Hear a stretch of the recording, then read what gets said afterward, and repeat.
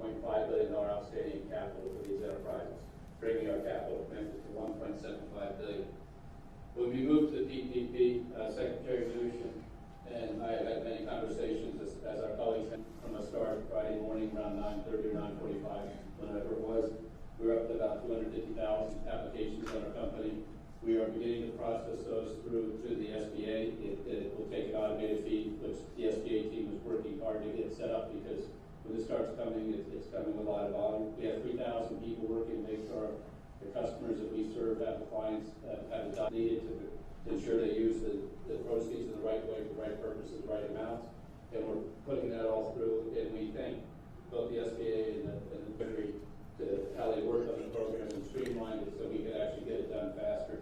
Numbers you gave before, I don't think include for us a modest amount of loans, but they'll build it. I might believe that total. We continue to get several thousand applications every hour, and we're not yet to the second part of the program, which we spoke about earlier, the sole proprietors and the extension. We're going to work to make sure we serve the clients who have a money relationship with us and a deposit relationship with us, and that is keeping us plenty busy, but we're here to continue to support. It is a strong effort, and we also are ensuring our clients understand the commitment we're making to use these funds for the right purposes to keep the employment in America as high as we possibly can during this difficult time. Well, Brian, you've been fantastic, and Bank of America has been incredible. You were right up there right at the beginning, and we appreciate it. You probably noticed I mentioned your name a few times 2 days ago when it all started, so we appreciate it very much. Thank you. Thank you very much. Thank you, Mr. President. Yeah, no, really great job. And Goldman Sachs, a friend of mine for a long time, David Solomon. Please, David, go ahead. Thank you, Mr. President. Thank you for convening this meeting today, and thank you for what you and your administration are doing to support small businesses. I also want to thank Ivanka for generously spending time with many of our small business graduates, particularly focusing on minorities and women-owned businesses, which comprise 66% of our participants. In 2009, Goldman Sachs launched 10,000 small businesses, helped thousands and thousands of small businesses across the country grow their businesses and create new jobs. At that time, we made the largest private sector investment in vocational colleges. We made the largest single commitment at the time to community development financial institutions. In the last 10 years, we built a best-in-class education model that has reached 9,700 businesses who collectively have over $12 billion in revenues and have created over 175,000 jobs in the United States. In our network, our businesses single-handedly build up their communities brick by brick. Business owners like Angelica Rivera, Colmac Construction, and hard-hit New Orleans. Angelica helped New Orleans come back after Katrina, and now she's part of the New Orleans COVID-19 story. She's taking care of her parents, her children, her business. She's applying for keeping hard to keep her employees. She represents the very real struggle that every small business in America is facing. And we know we need to act now to get capital for business owners like Angelica. Just like announced that Goldman Sachs will work with the Small Business Administration and CDFIs across the country. And today we're proud to double our capital commitment to $500 million and announce a total of $550 million in COVID-19 relief efforts. Working with CDFIs and other mission-based lenders for over a decade, helping to deliver small businesses the capital and support they need to fuel their growth. For over a decade, with 10,000 women and 10,000 small businesses. In addition to loan capital, we'll provide grant funding to enable. Thank you. Absolutely. Thank you, Mr. President. Thank you. Thank you very much. And Darren William, Bancorp, CEO. Hi, Darren. Hi, Mr. President. Thank you very much for having us today. I really appreciate you including all America, rural America in this call. Southern Bancorp, we're a $1.5 billion community development financial institution. Just one of those organizations Ms. Moynihan and Ms. Solomon was talking about. And we serve the Arkansas Mississippi Delta. Mr. President, this Paycheck Protection Program is a bold and a grant, and it's doing exactly what it's intended. It's putting Americans back to work, and in places we serve, that is desperately needed. We appreciate it very, very much. 60% of our lending activity must take place in low and moderate income communities.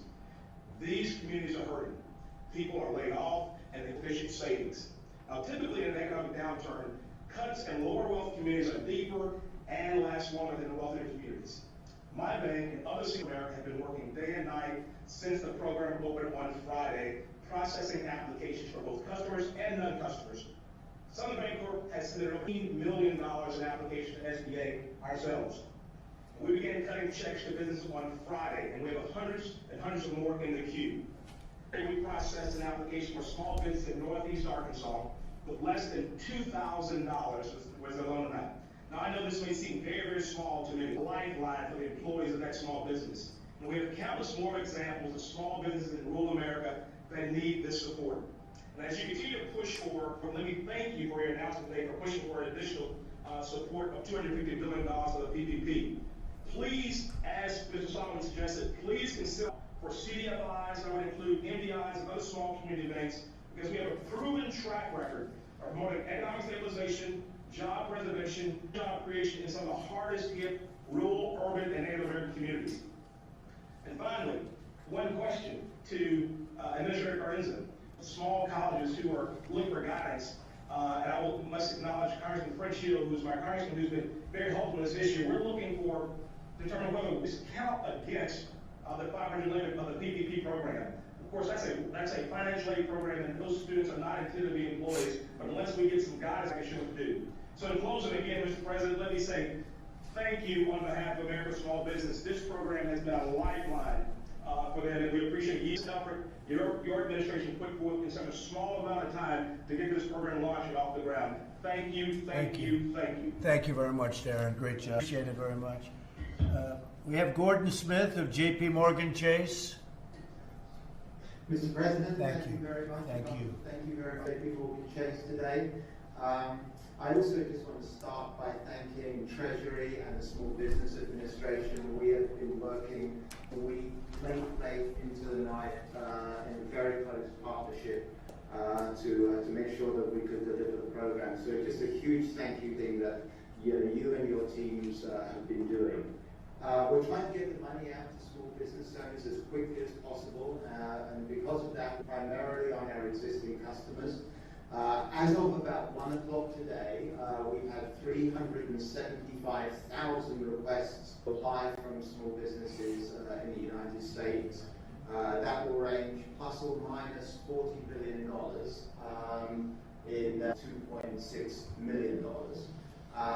We also, I believe Brian Moynihan mentioned this earlier, working very closely with the SBA.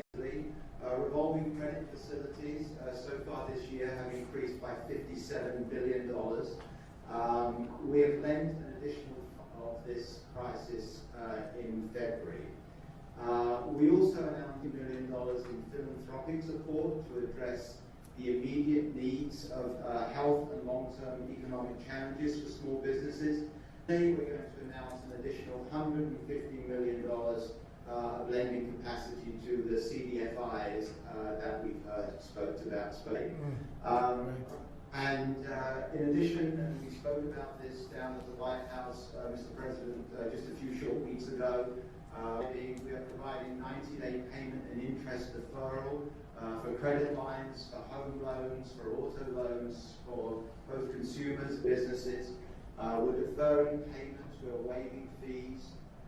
We've increased all of the limits that allow customers to deposit checks electronically to avoid them having to come to a bank branch and have them to be able to do that from home.